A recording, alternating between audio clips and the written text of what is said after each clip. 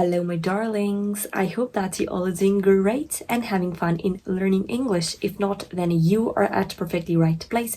Today, without wasting any time, I'm going to share with you 3 tips that you really need to follow to improve your English communication with confidence.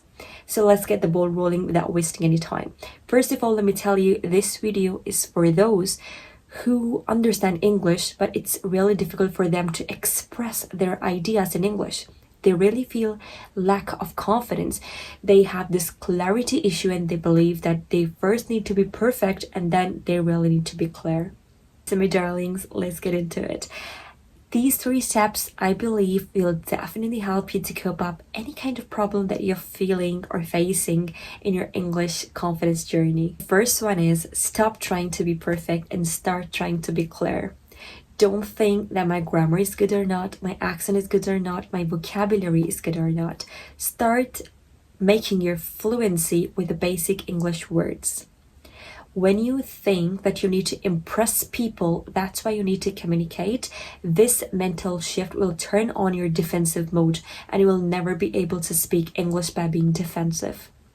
You really need to think with this mental shift that I really need to deliver my idea and add value in the lives of people who are actually hearing me, who are actually listening me.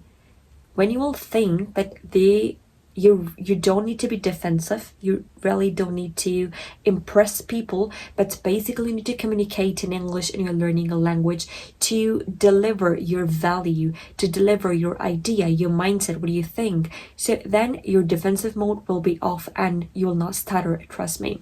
You stutter when you think my grammar will be good or not, my vocabulary will be good or not, and you are waiting for the perfect time, perfect accent, perfect grammatical structure, and perfect rules to speak English. And by doing that, you'll never be able to speak English. And that one day that I'll become fluent will never ever come. Let me give you a short tip here. Confidence doesn't come with perfect English speaking. Confidence comes when you speak without the fear of being judged. This is totally normal and natural when you are plunging yourself into some uncomfortable scenario situation. So your mind started feeling defensive and started feeling, what if people will judge me? So face that fear. That's totally fine. There is literally not at all any technique to remove that fear, but you can reduce that fear to so much extent by facing that fear again and again and again on a repetitive cycle. So I suggest to you, if you have this fear of being judged and making mistake, plunge yourself into the uncomfortable situations so many times and face that fear. One mental shift. Try to express yourself to add value in the life of people rather than impress people. This mental shift will really do wonders for your English speaking journey. Second one, make mistakes in public. That's how you build your confidence. What we believe is, I want spotless, flawless English speaking. I'll join any course and after 8 weeks, I'll be able to speak English with confidence. This is not true. To be very honest, my valuable suggestion to all of you is start making mistakes. It is totally fine, except this thing when you're learning something new, this is totally fine to make mistakes. There is not at all any crime you are committing when you plunge yourself into the uncomfortable situation, so you learn through your mistakes. One thing is, whenever you do some mistake, be conscious of it. Make sure that you have a small pocket diary with you, and when you're making mistake and if somebody highlighted that mistake, note it down. The stones that people are throwing on you, you can build an empire with those stones by collecting them in your pocket diary. By writing the mistakes that your critiques are actually telling you you're making these mistakes, you can avoid those mistakes next time by writing them. So basically, through criticism, you're taking this criticism in a constructive manner. One thing you need to remember, you don't become confident before you speak. You become confident because you speak. This is a huge mental shift you really need to focus on. It's totally fine to make mistakes. It's totally fine to accept that it's not your native language. And if you're making a mistake, that's totally fine. It's nothing like a great sin you're committing and a great crime you're committing, and it's a nefarious act.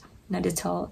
So try to take this thing fun and language learning process a bit fun, and learn from your critics. Last one is stop translating in your head. I always suggest to my students, please don't translate from your native language to English and English to your native language, because this processing will bring that stutter in your communication, and when you stutter, you lose confidence. So one thing is stop translating and start talking in short sentences like, I need help, can you guide me? Have a cheerful day. I'm starting my work. Short sentences, not the long ones. And it's totally fine to start talking in short sentences, but directly in English. Start not to translate, stop translate, because when you translate, so what happens is you're building your muscle memory, and every time you will try to speak, first you will translate to your native language and then you translate back, until then any other person will take the credit. And so many times I think you experience this thing too. So what you need to do is stop translating in your head. These are quite easy but quite significant plus challenging tips that I've shared with you. First one, stop translating in your head. Second one, totally fine to make mistakes. And last one is stop trying to be perfect and start trying to be clear, because our focus is on delivering the message and not on plunging ourselves in complicated scenario situations. So I hope that you like my today's video. If yes, then don't forget to give this video a thumbs up. Lots of love for you guys. Thank you so much for supporting me, and I'm so happy that I complete my 10k subscribers. Thank you so much, my 10k subscriber community. Lots of love. Take care of yourselves in the next video. Bye bye.